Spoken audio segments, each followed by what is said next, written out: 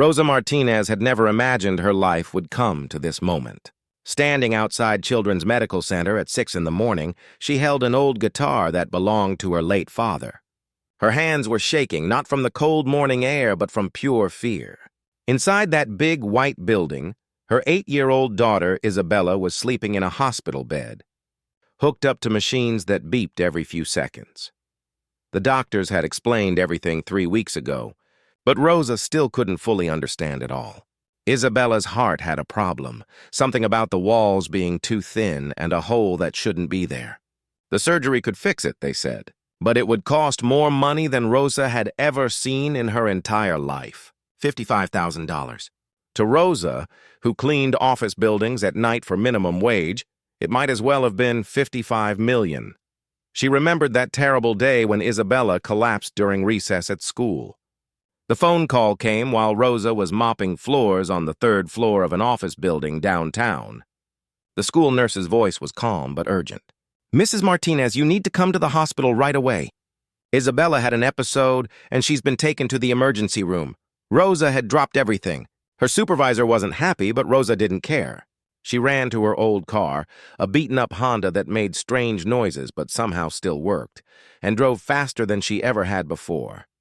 At the hospital, she found Isabella looking so small and pale in that big hospital bed. The little girl tried to smile when she saw her mother, but Rosa could see the fear in her daughter's eyes. The next few days were a blur of tests, doctors, and big medical words that Rosa didn't understand. Dr. Peterson, a kind woman with gray hair, sat Rosa down in a small room with soft chairs and boxes of tissues. She explained that Isabella had been born with a heart defect that had gone unnoticed until now. Children could live with it for years, but eventually the heart would start to fail. The surgery needed to happen soon, within the next 2 months. "How much will it cost?" Rosa had asked, already knowing the answer would be more than she could handle. Dr. Peterson looked uncomfortable. "The total cost, including the surgery, hospital stay, and recovery, will be around $55,000. Now, you do have insurance through your employer, right?" Rosa nodded, but her heart sank. Her insurance was basic, the cheapest plan her cleaning company offered. It would cover some of the cost, maybe half if she was lucky, but even $25,000 was impossible for a single mother who made barely enough to pay rent and buy groceries. That night, after Isabella fell asleep, Rosa sat in the hospital hallway and cried harder than she had since her husband Miguel died in a car accident 3 years ago. She felt completely alone and helpless. How could she save her daughter when she couldn't even afford to miss work without worrying about paying bills? Rosa had tried everything she could think of. She called her insurance company so many times that she knew the hold music by heart. She applied for every charity and assistance program the hospital social worker suggested. She even swallowed her pride and asked her sister Carmen for help, but Carmen was struggling too. Raising 3 kids on her own after her divorce, she looked into loans, but no bank would give her enough money. Her credit wasn't good enough, and she didn't own anything valuable that she could use as collateral. The family's small apartment was rented. Her car was worth maybe $2,000 on a good day, and she had no savings account to speak of. Rosa had always been the type of person who solved her own problems. When Miguel died, she had worked 3 jobs to keep their little family going. When Isabella needed school supplies they couldn't afford, Rosa found a way. Sometimes buying them with spare change collected over months. Sometimes asking teachers if they had extras. But this was different. This wasn't about school supplies or even rent money. This was about her daughter's life. For the past week, Rosa had barely slept. She would sit in Isabella's hospital room at night, watching her daughter's chest rise and fall, listening to the machines that monitored her heart. Sometimes Isabella would wake up and ask when she could go home. Rosa would smile and say, "Soon, baby, very soon." But inside, her heart was breaking. It was during one of these sleepless nights that Rosa noticed something. Outside Isabella's window, she could see the main entrance of the hospital. There was always activity down there. Doctors and nurses coming and going, families visiting patients, people walking to and from the parking garage. And sometimes Rosa noticed there were street performers, a man with a violin case open in front of him playing classical music. A woman with a small keyboard singing popular songs. Rosa had grown up around music. Her father had played guitar at family gatherings, and she had learned to sing along with him. After he died when she was 15, Rosa had kept his guitar even though she rarely played it anymore. It was one of the few things she had taken when she and Miguel got married and moved into their own place. The idea came to her slowly, like sunrise creeping over the horizon. What if she could earn money by singing? She wasn't a professional musician, but she had a decent voice. People had always complimented her when she sang at church or during family parties. Maybe, just maybe, she could earn enough money to help pay for Isabella's surgery. The more Rosa thought about it, the more it seemed like her only option. She couldn't get a second job because she needed to be at the hospital with Isabella. She couldn't work more hours at her cleaning job because she was already working as much as they would give her. But she could sing. She could stand outside this hospital where people came and went all day, people who might have compassion for a mother trying to save her child. Rosa knew it wouldn't be easy. She had never performed in public before, not really. Church didn't count. That was family, people who knew and loved her.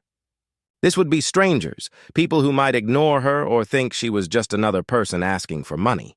But what choice did she have?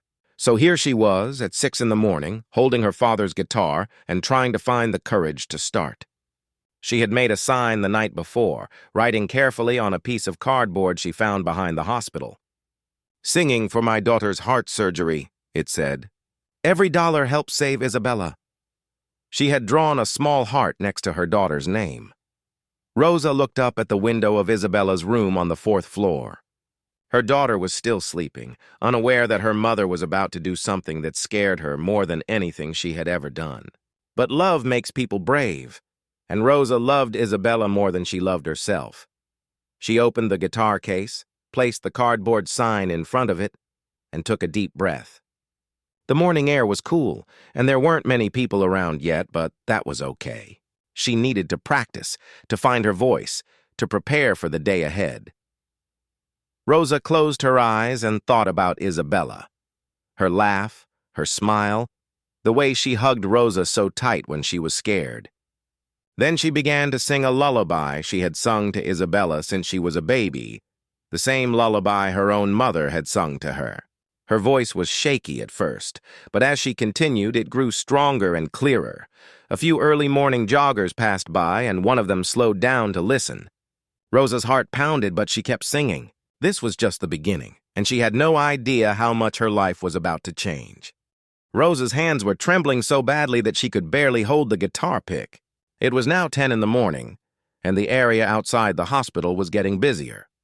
Doctors in white coats hurried past, nurses chatted as they walked to their cars, and families came and went through the main entrance. But nobody seemed to notice the nervous woman sitting on a small folding chair with an old guitar. She had been trying to work up the courage to start singing for almost an hour. Every time she opened her mouth, the words just wouldn't come out. What if people thought she was crazy? What if security asked her to leave? What if nobody stopped to listen at all? Rosa thought about Isabella, who was probably awake by now, wondering where her mama had gone so early. The little girl always woke up looking for Rosa first thing in the morning. Today, Rosa had left a note with one of the kind nurses, explaining that she would be back soon. She didn't want Isabella to worry. Taking a deep breath, Rosa finally began to strum the guitar. The first few chords were shaky, and she had to start over twice. Her father had taught her these chords when she was just 12 years old, sitting on the front porch of their tiny house. "Music comes from the heart, mija," he used to say. "When you play from the heart, people can feel it." Finally, Rosa found her voice. She started with a simple song she knew by heart, Las Mañanitas, a traditional Mexican birthday song that her grandmother used to sing. It wasn't her strongest song, but it felt safe and familiar. Her voice was quiet at first, barely audible over the traffic noise from the nearby street. A few people glanced her way, but most kept walking. Rosa's heart sank a little, but she kept playing. After Las Mañanitas, she moved on to Cielito Lindo, another song from her childhood. This time, her voice was a bit stronger, carrying a little further across the courtyard area where she had set up. An elderly man walking with a cane stopped about 10 feet away from her. He stood there for the entire song, listening with a small smile on his face. When Rosa finished, he walked over slowly and dropped a $5 bill into her guitar case. "That was beautiful, young lady," he said in a gentle voice. "My late wife used to sing that song when she cooked dinner. Haven't heard it in years." Rosa felt tears forming in her eyes. "Thank you so much, sir. This means everything to me."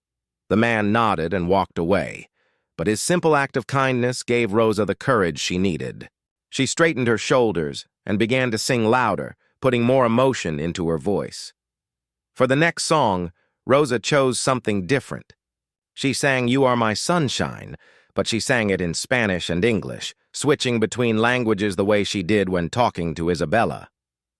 As she sang, she thought about her daughter's face when she was happy, the way Isabella would dance around their little apartment when her favorite songs came on the radio. A young mother pushing a stroller stopped to listen. The baby in the stroller was fussing, but when Rosa started singing, the little one quieted down and seemed to listen too. The mother smiled and mouthed, "Thank you," before dropping a few dollar bills into the case and continuing on her way. Word by word, song by song, Rosa began to find her rhythm. She discovered that when she sang about love, about family, about hope, her voice became stronger and clearer. People could hear the emotion behind the words, even if they didn't understand Spanish.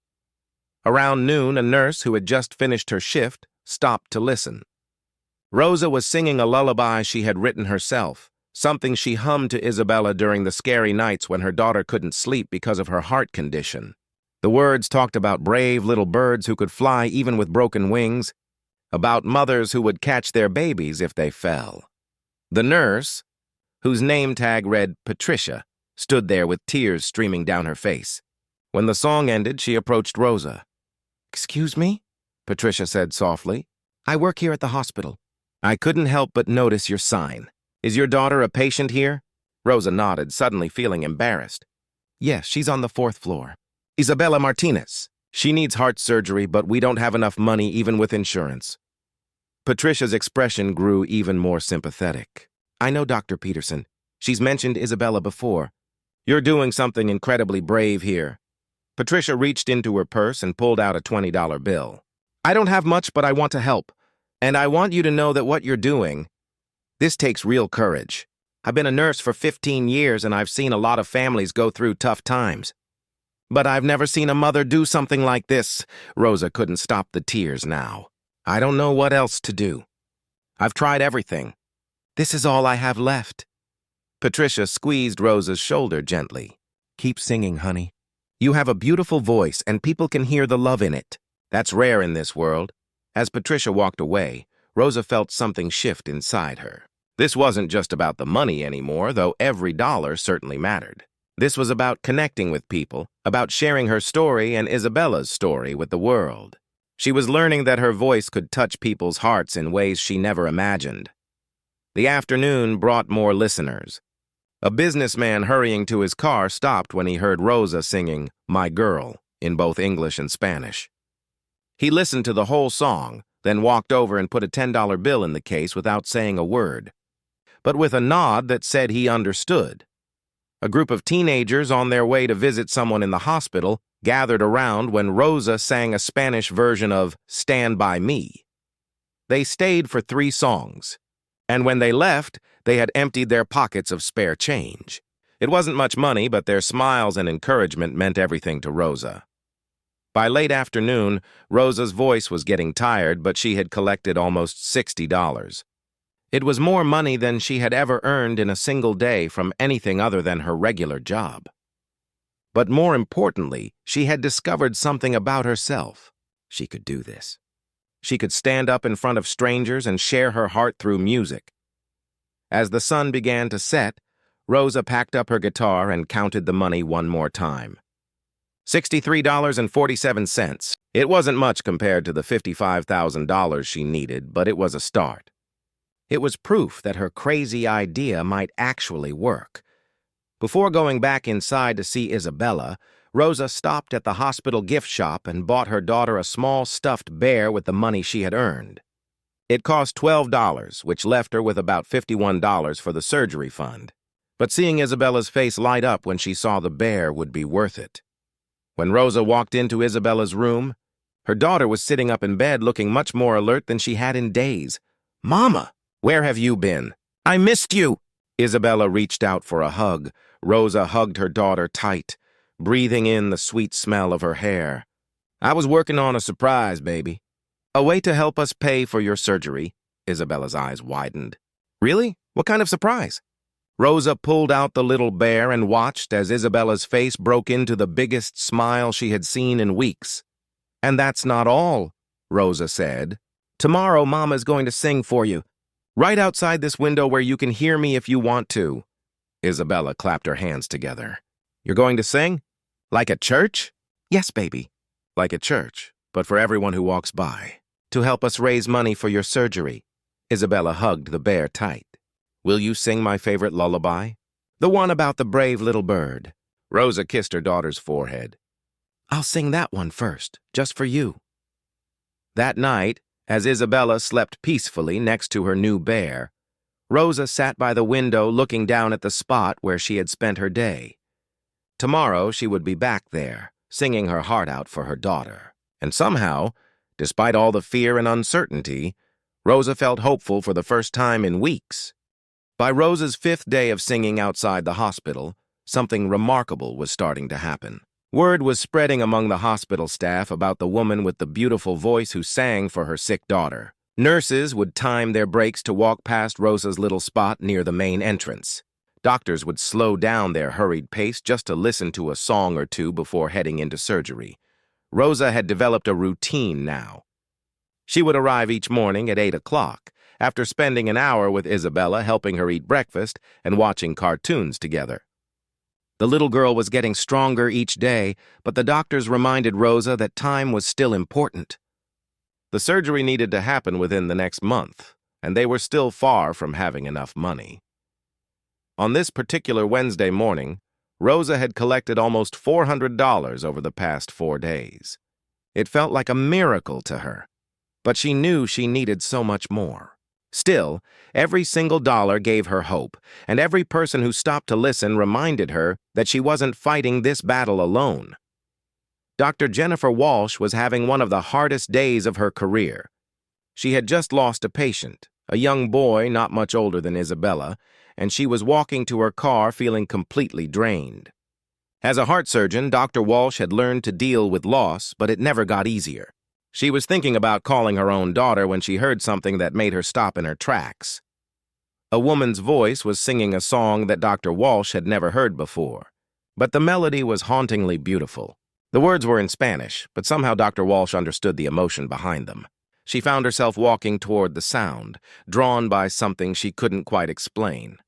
Rosa was sitting in her usual spot, eyes closed, completely lost in the song she was singing.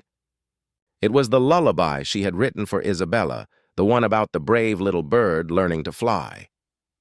But today, Rosa had added new verses about hope and healing, about mothers who never give up, about children who fight battles that are too big for their small bodies. Dr. Walsh stood about 15 feet away, listening to every word.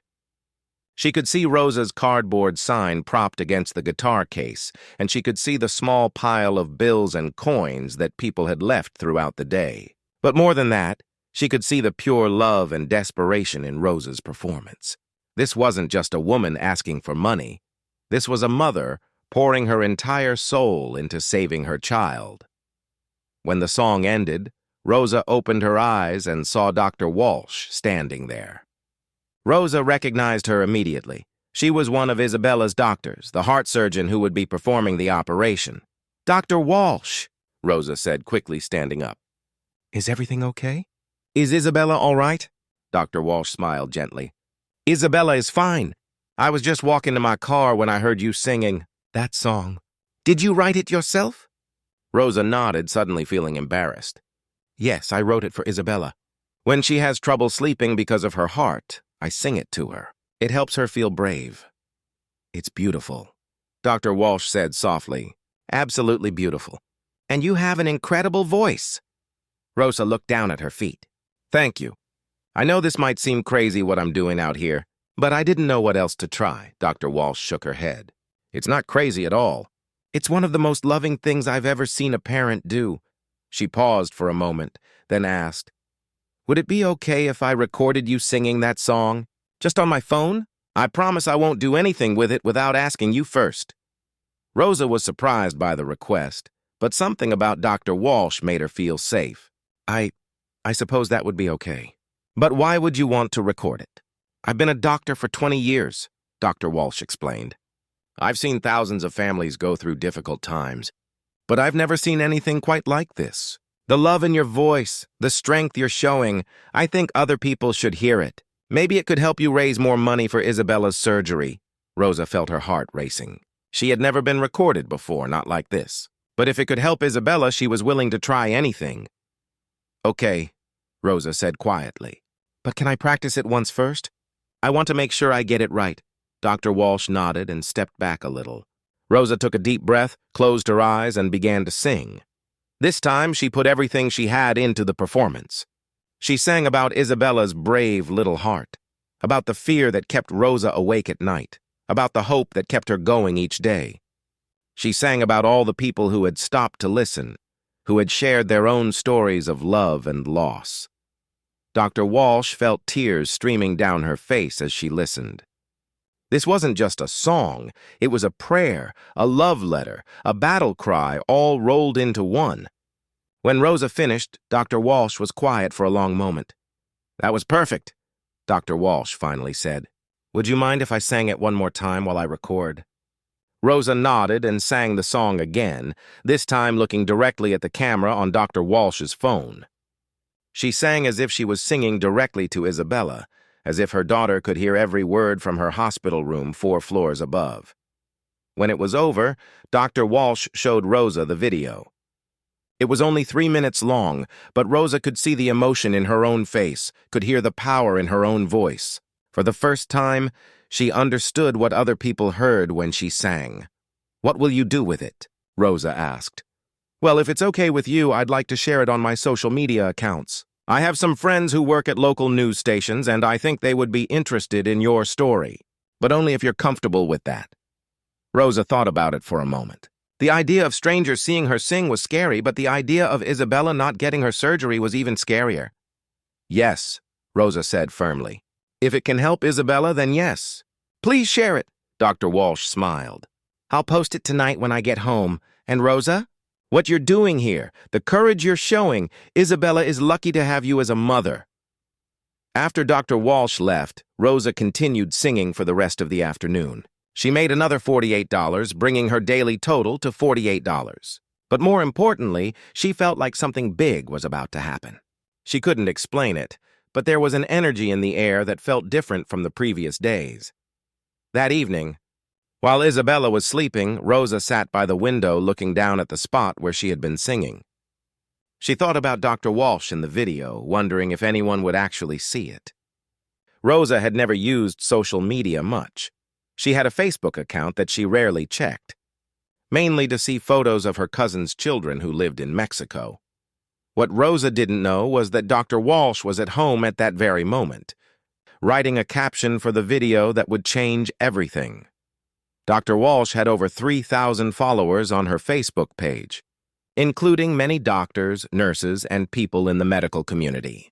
She also had accounts on Instagram and Twitter, where she sometimes shared stories about her work as a surgeon. The caption Dr. Walsh wrote was simple but powerful. This is Rosa Martinez. Every day for the past week, she has sung outside our hospital to raise money for her 8-year-old daughter's heart surgery. Rosa needs $55,000, and insurance will only cover part of it. I've been a heart surgeon for 20 years, and I've never heard anything as beautiful or heartbreaking as this mother singing for her child. Please share this if you can. Every share might help save a little girl's life. Dr. Walsh posted the video at 9 o'clock that night. Within an hour, it had 50 likes and 10 shares. By midnight, it had 200 likes and had been shared 40 times. Friends of Dr. Walsh were tagging other friends, asking them to watch and share, but the real magic happened while Rosa was sleeping. One of Dr. Walsh's friends was a producer at the local Spanish-language television station. She saw the video at 2 in the morning when she couldn't sleep, and she immediately knew it was something special. She shared it on her own accounts and sent it to her colleagues at work. Another friend of Dr. Walsh worked at the local newspaper. He saw the video first thing in the morning and immediately thought it would make a great human interest story. He shared it with his editor, who loved it, and decided to run it as their front-page feature for the weekend edition. By 6 in the morning, the video had been viewed over 1,000 times and shared more than 200 times. Local news stations were starting to take notice. Radio DJs were talking about it on their morning shows. People were tagging their friends, asking them to watch the video of the singing mother. Rosa woke up that morning having no idea that her life was about to change completely. She got dressed in her usual clothes, jeans and a simple blouse, grabbed her father's guitar, and headed downstairs to begin another day of singing for Isabella. But when she walked outside, she found something that made her stop in her tracks. There were already people waiting for her. Not just 1 or 2 people, but a small crowd of about 15 people, all holding phones and cameras, all looking at her with expectant smiles. Rosa's hands began to shake as she realized that somehow, overnight, she had become famous. Rosa stood frozen, staring at the small crowd of people waiting for her. Her heart was pounding so hard she could hear it in her ears. Among the faces, she recognized a few. There was Patricia, the nurse who had been so kind to her on her first day. There was also a man with a big camera and a woman holding a microphone with Channel 7 News written on it. "Mrs. Martinez?" the woman with the microphone called out. "I'm Linda Rodriguez from Channel 7. We'd love to talk to you about your story if you have a few minutes." Rosa's mouth felt dry. She had no idea what was happening or how these people knew her name. I don't understand. "What story?" Patricia stepped forward with a warm smile. "Rosa, honey, Dr. Walsh posted a video of you singing last night. It's been shared all over social media. Thousands of people have seen it already. Thousands!" Rosa whispered, feeling dizzy. She had never imagined that many people even existed, let alone that they would watch her sing. Linda, the reporter, approached gently. "Your video touched a lot of hearts, Mrs. Martinez. People want to help you and Isabella. Would you be willing to sing one more time while we film? It would help get your story out to even more people." Rosa looked up at Isabella's window on the 4th floor. Her daughter was probably awake by now, wondering where her mama was. Rosa had promised to sing the Brave Little Bird song first thing every morning so Isabella could hear it from her room. "Yes," Rosa said, her voice getting stronger. "But I need to sing for my daughter first. She's waiting for me." Rosa set up her guitar and her sign just like every other morning, but this time she had an audience before she even started. She looked up at Isabella's window and began to sing the lullaby about the brave little bird. Her voice carried clearly through the morning air, and she could see a small figure in the window, Isabella, watching and listening to her mama. When the song ended, the small crowd broke into applause. Rosa had never been applauded before, and it made her feel both proud and embarrassed at the same time. "That was beautiful," Linda said. "Can you tell us why you decided to start singing here?" Rosa took a deep breath. "My daughter Isabella needs heart surgery, but we don't have enough money. I tried everything else I could think of. This is the only thing I know how to do that might help her." As Rosa told her story to the camera, more people began to gather. Hospital workers on their way to start their shifts stopped to listen. Families visiting patients heard the commotion and came to see what was happening. By 9 o'clock in the morning, there were almost 50 people surrounding Rosa. Dr. Walsh appeared in the crowd, looking amazed at what was happening. She made her way over to Rosa during a break in the interview. "Rosa, I can't believe how quickly this spread," Dr. Walsh said. "My phone has been ringing all morning. News stations, radio shows, even some TV producers from other cities want to talk to you." Rosa felt overwhelmed. "Dr. Walsh, I just want to raise money for Isabella's surgery.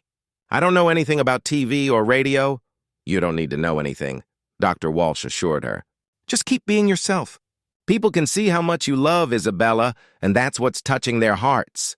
After the news crew finished filming, something wonderful started happening.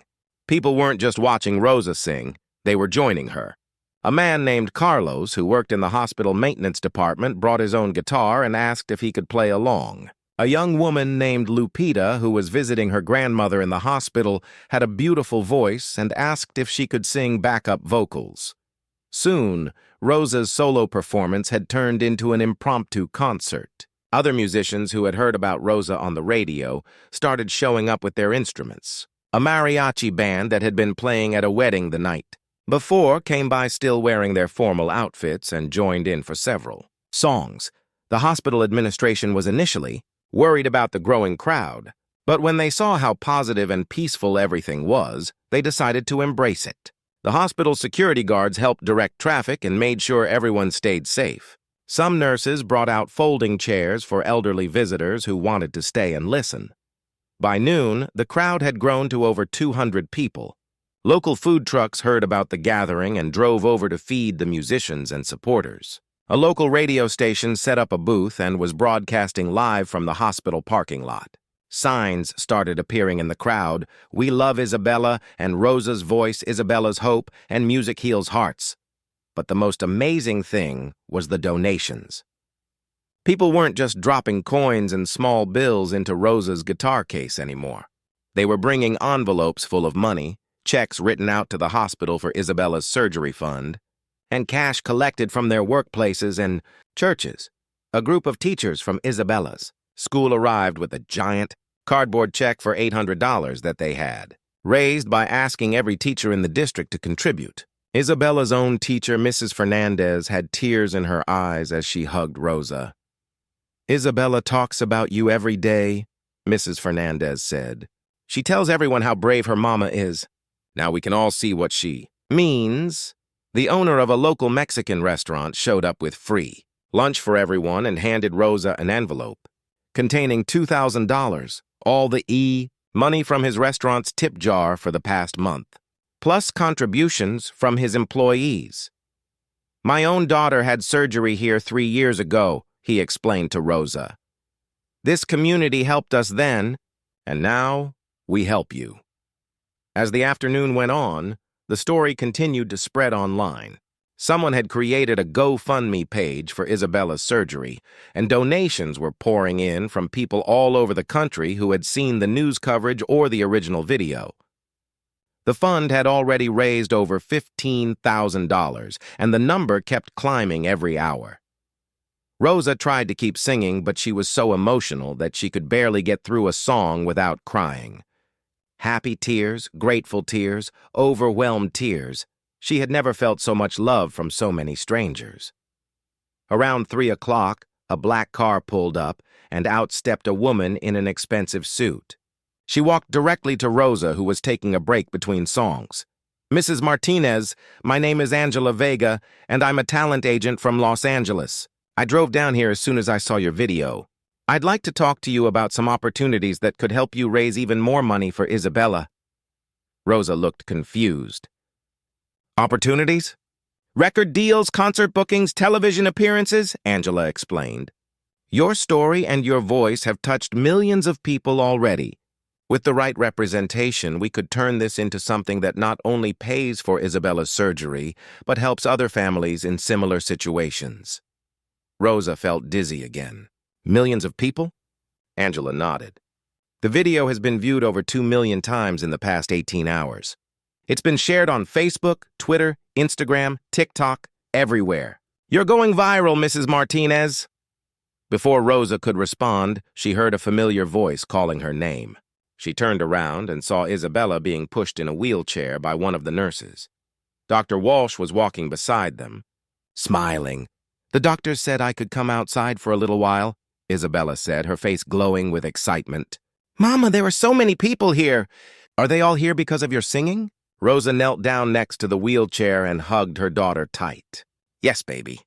People heard Mama singing for you, and they wanted to help." Isabella looked around at all the people, the cameras, the musicians, the signs with her name on them. "Wow," she whispered. "This is like a big party just for us." "It is," Rosa said, tears streaming down her face. "It's a party full of people who care about you and want you to get better." The crowd noticed Isabella and began to cheer and applaud. Someone started chanting, "Isabella! Isabella!" and soon everyone was joining in. The little girl giggled and waved at everyone like she was a princess in a parade. Dr. Walsh approached Rosa with a huge smile on her face. "Rosa, I have some incredible news. Between the cash donations people have brought today and the online fundraising, you've already raised over $30,000 for Isabella's surgery," Rosa gasped. "30,000? In one day?" "In one day," Dr. Walsh confirmed. "And the donations are still coming in. At this rate, you'll have enough for the surgery by tomorrow, maybe even tonight." Rosa looked at Isabella, who was still waving at the crowd and grinning from ear to ear. Just 1 week ago, Rosa had felt completely hopeless, like she was fighting an impossible battle all alone. Now, she was surrounded by hundreds of people who had become part of Isabella's story, part of their family's journey. "Mama," Isabella said, tugging on Rosa's sleeve, "will you sing my favorite song? I want all these nice people to hear it." Rosa wiped her tears, picked up her guitar, and began to sing the lullaby about the brave little bird. But this time she wasn't singing alone. Hundreds of voices joined in, some in Spanish, some in English, some just humming along to the melody. As the sun began to set on this incredible day, Rosa realized that her simple act of singing for love had created something much bigger than she ever could have imagined. It had brought an entire community together, and together they were going to save Isabella's life. 3 weeks had passed since that incredible day when hundreds of people gathered outside the hospital to support Rosa and Isabella. The fundraising had exceeded everyone's wildest dreams. The GoFundMe page had raised over $75,000, enough to cover not just Isabella's surgery, but also all the follow-up care she would need for the next year. Rosa could barely believe it was real. Every morning she woke up expecting to discover it had all been a dream. But then she would look at the stack of thank you cards on her kitchen table, letters from people all over the world who had been touched by their story. Children had sent drawings of hearts and birds. Adults had shared their own stories of medical struggles and family challenges. Some letters came with $5 bills taped inside, others came with prayers written in different languages. The surgery had been scheduled for that morning, and Rosa hadn't slept at all the night before. She sat in Isabella's hospital room watching her daughter sleep peacefully, looking so small in the big hospital bed. Tomorrow, this little girl would go through a 4-hour operation that would fix her heart and give her a normal, healthy life. Dr. Walsh had explained everything to Rosa multiple times. The surgery had a very high success rate, especially for someone Isabella's age. The team of doctors and nurses was one of the best in the country. Everything was going to be fine. But Rosa was still terrified, because that's what mothers do. They worry about their children no matter what. At 5 in the morning, Rosa stepped outside for some fresh air and found something that made her heart skip a beat. There were people gathered outside the hospital again, but this time they weren't there for a celebration. They were there for a prayer vigil. Someone had spread the word that Isabella's surgery was happening today, and people had come from all over the city to show their support. Patricia, the nurse who had been one of Rosa's first supporters, was there with her teenage daughter. Carlos, the maintenance worker who had played guitar with Rosa, was there with his whole family. Mrs. Fernandez, Isabella's teacher, was there with several other teachers from the school. The owner of the Mexican restaurant was there with a thermos of coffee and homemade pastries for everyone, but there were also many faces Rosa didn't recognize. People who had seen her story on the news or online and felt compelled to come and offer their support during this crucial day. Some held candles even though it was still dark outside. Others held signs with messages like, "Praying for Isabella," and "We love the Martinez family." A young woman approached Rosa with tears in her eyes. "Mrs. Martinez, my name is Claudia. I had the same surgery as Isabella when I was 7 years old.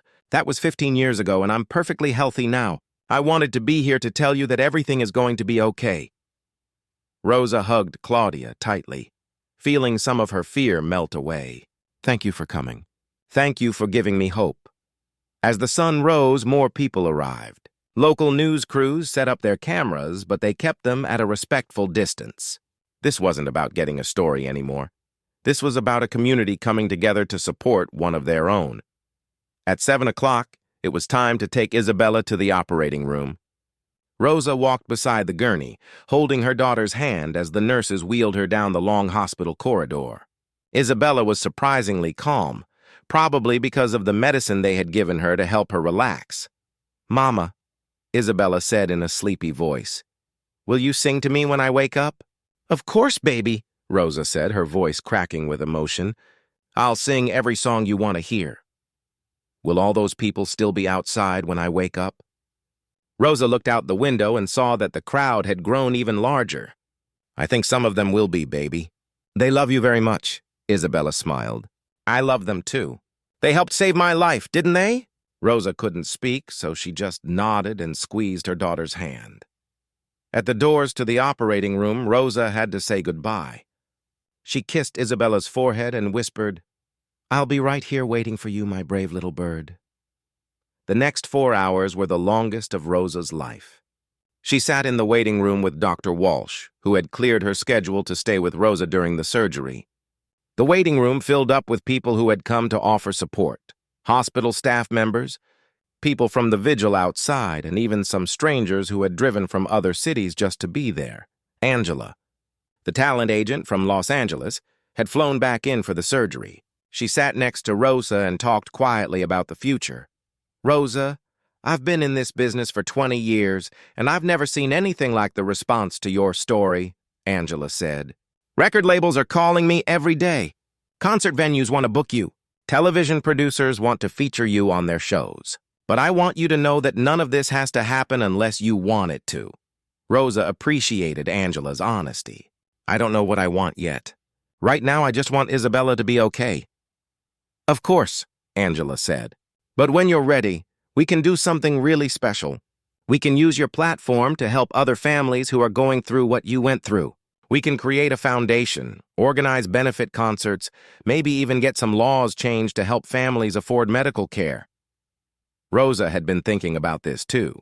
Over the past 3 weeks, she had received hundreds of messages from parents who were facing similar situations, children who needed expensive surgeries or treatments that insurance wouldn't cover. Rosa had felt helpless reading those messages, wishing she could help everyone the way she had been helped. Finally, after what felt like forever, Dr. Walsh appeared in the waiting room with a huge smile on her face. "The surgery was a complete success," she announced. "Isabella's heart is perfect now. She's going to live a completely normal, healthy life." The waiting room erupted in cheers and applause. Rosa burst into tears, happy tears this time, and hugged Dr. Walsh so tightly that she could barely breathe. "Can I see her?" Rosa asked. "She's still sleeping off the anesthesia, but yes. You can sit with her while she wakes up." Rosa followed Dr. Walsh to the recovery room, where Isabella lay surrounded by machines that monitored her newly repaired heart. She looked so peaceful, so healthy already. Rosa sat down next to the bed and took her daughter's hand. "I'm here, baby," she whispered. "Everything went perfectly. Your heart is all fixed now." An hour later, Isabella opened her eyes and looked around groggily. When she saw Rosa, she smiled weakly.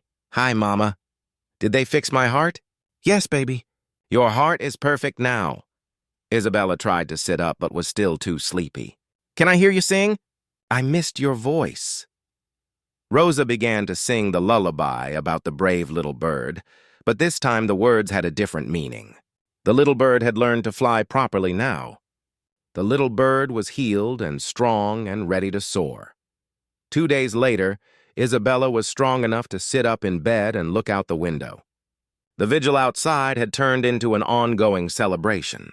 People came and went throughout the day, leaving flowers, balloons, and cards. Someone had set up a small stage where local musicians took turns performing. It looked like a festival. "Mama," Isabella said, "can we go outside?" "I want to thank all those people." Dr. Walsh said it was okay for Isabella to go outside in a wheelchair for a short visit. When the crowd saw Isabella being wheeled out of the hospital, they burst into the loudest cheers Rosa had ever heard. Everyone was crying happy tears and taking pictures and videos to share with friends and family who couldn't be there. Isabella waved at everyone like a little queen. "Thank you for helping me," she called out in her small but strong voice. "Thank you for helping my mama." Rosa was asked to sing one more time, and she chose a new song, a song of gratitude and hope. As she sang, she looked around at all the faces in the crowd and realized that this was bigger than just Isabella's surgery now. This had become a movement of love and community support that would continue long after they went home. Angela approached Rosa after the performance. "I've been talking to some people and we have an idea. What if we started a foundation called Isabella's Heart? We could organize concerts and events to help other families pay for their children's medical care. You could be the spokesperson, and we could use your story to raise awareness about healthcare costs." Rosa looked at Isabella, who was still waving at the crowd from her wheelchair. "What do you think, baby? Should we help other kids like the people helped us?" Isabella's face lit up. "Yes, we should help everyone!" 6 months later, Rosa stood on the stage at the city's largest concert hall, looking out at an audience of 5,000 people. Isabella sat in the front row, completely healthy and glowing with pride for her mama. The Isabella's Heart Foundation had already helped 12 families pay for their children's surgeries, and tonight's benefit concert would help many more. Rosa had recorded an album, with all the proceeds going to the foundation. She had appeared on national television shows, telling Isabella's story and encouraging people to support families facing medical crises. But her favorite part was still the small, intimate performances she gave every month at the Children's Hospital, where Isabella had her surgery. As Rosa began to sing that night, she thought about how much her life had changed. A year ago, she was just a single mother working as a cleaning lady, feeling invisible and powerless. Now, she was using her voice to help families all over the country, and her daughter was healthy and happy and proud of what they had accomplished together. The song she sang that night was the same lullaby about the brave little bird that had started everything. But now, when she sang about learning to fly, she wasn't just singing about Isabella anymore. She was singing about herself, and about all the families who had found the courage to ask for help when they needed it most. After the concert, as Rosa and Isabella drove home past the hospital where their journey had begun, Isabella asked, "Mama, are you happy we went through all of this?" Rosa thought about the question carefully. "Baby, I wouldn't want you to be sick again ever. But I'm happy about all the good things that came from it. I'm happy we learned how much people care about each other. I'm happy we can help other families now. And I'm happy we learned that sometimes the scariest moments in our lives can lead to the most beautiful ones." Isabella smiled and reached over to hold her mama's hand. "I love you, Mama. Thank you for singing for me." "I love you too, my brave little bird. And I'll keep singing for you for the rest of my life."